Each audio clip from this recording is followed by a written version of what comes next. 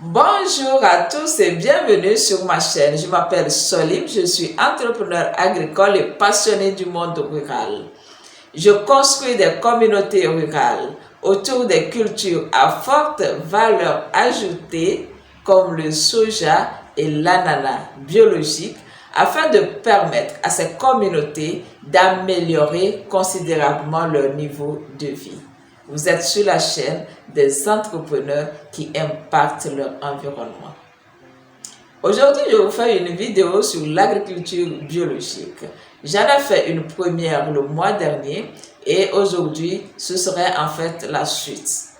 On s'était dit quoi? L'agriculture biologique, comment on le définit? Généralement, vulgairement, lorsqu'on pose des questions à un individu lambda, de nous expliquer, de nous dire ce que c'est que l'agriculture biologique, cette personne va nous dire automatiquement que c'est une agriculture dans laquelle on n'utilise pas des engrais et des pesticides chimiques. Mais comme je l'ai dit la dernière fois, cette personne n'a pas totalement tort. Mais selon IFOAM, cette définition serait incomplète.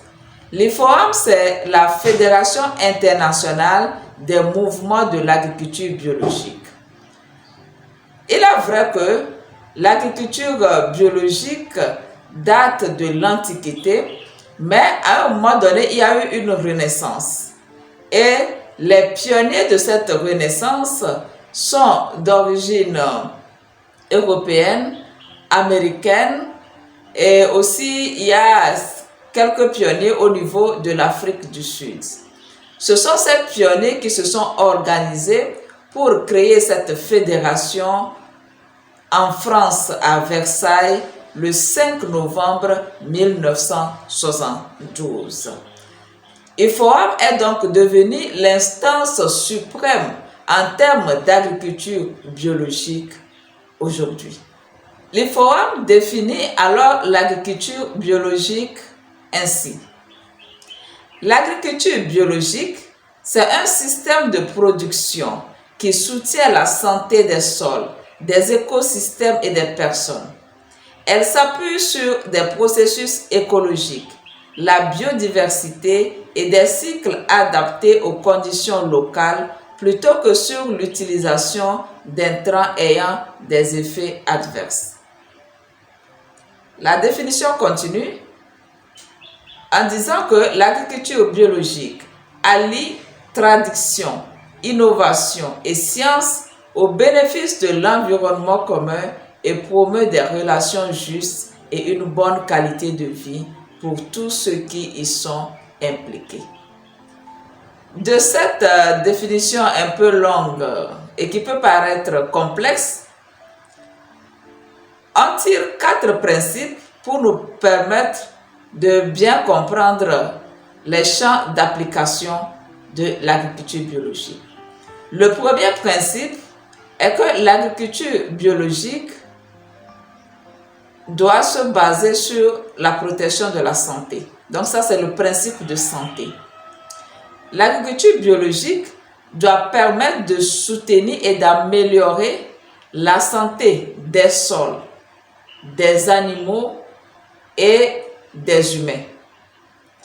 C'est pour cela que on interdit l'utilisation des engrais et des pesticides chimiques.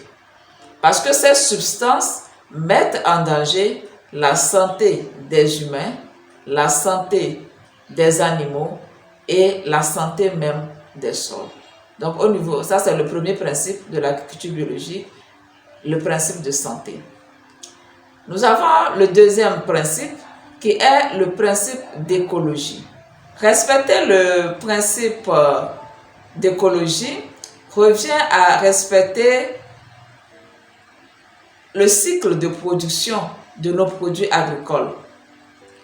Nous assistons aujourd'hui à de nouvelles variétés qui ont été conçues dans les laboratoires en vue de réduire le temps de production ou bien le temps de maturité de nos produits agricoles. Alors l'agriculture biologique demande qu'on respecte le cycle normal de nos productions et qu'on fasse ces productions dans leur milieu naturel. C'est pourquoi les cultures hors sol ne sont pas acceptées en agriculture biologique. Même si le producteur n'utilise pas les engrais ou les pesticides chimiques dans sa production, du moment où cette culture est hors sol, elle ne peut pas être qualifiée comme un produit issu de l'agriculture biologique. Aussi, dans l'installation des cultures, le principe d'écologie oblige le producteur à ne pas couper tous les arbres sur sa parcelle. Il y a un quota à respecter.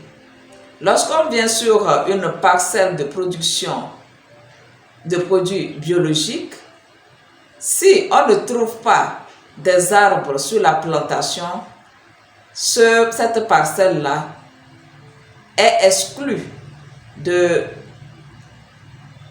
la production biologique parce qu'elle n'a pas respecté le principe d'écologie.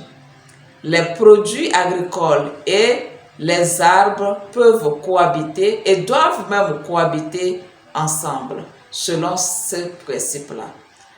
Passons maintenant au principe d'équité. Ça, c'est le troisième principe qui soutient l'agriculture biologique selon IFOAM.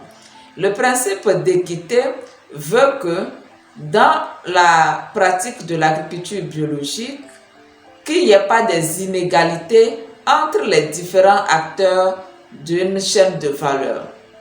Les producteurs doivent être rémunérés à leur juste prix. Les exportateurs ou bien les commerçants aussi doivent être rémunérés à leur juste prix et le consommateur doit pouvoir acheter le produit à son juste prix. Il ne faudrait pas que certains maillons de la chaîne soient lésés. L'agriculture biologique doit assurer une bonne qualité de vie pour tous ceux qui y sont impliqués. Le quatrième et dernier principe, c'est le principe de précaution.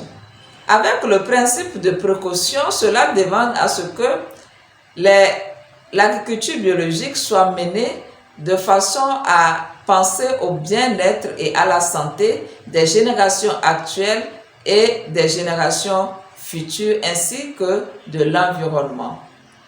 Sur ce plan, pour préserver la santé des sols, généralement, on utilise la méthode de rotation des cultures afin de permettre au sol de se régénérer et de pouvoir supporter les cultures sur des générations.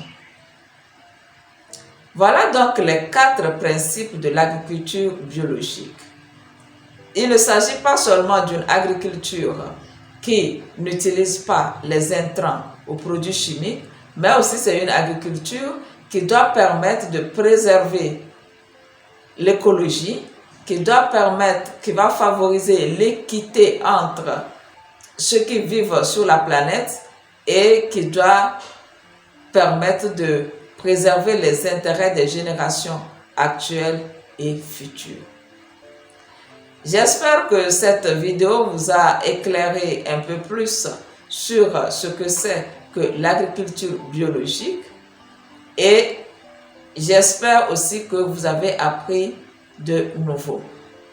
Vos commentaires ou vos questions que vous allez mettre en barre de commentaires vont nous permettre de creuser un peu plus et de vous donner des informations vraiment nécessaires.